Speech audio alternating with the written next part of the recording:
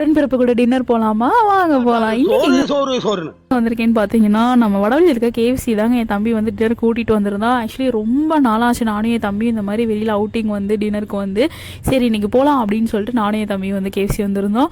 Order பண்ணிவிட்டு wait பண்ணவங்க. நீங்கள் கேட்குறது வந்து எனக்கு புரிகிறது. நீ தானே அக்கா வைக்கமால நீ தானே அவனுக்கு வாங்கி கொடுக்கணும் அப்படின்னு.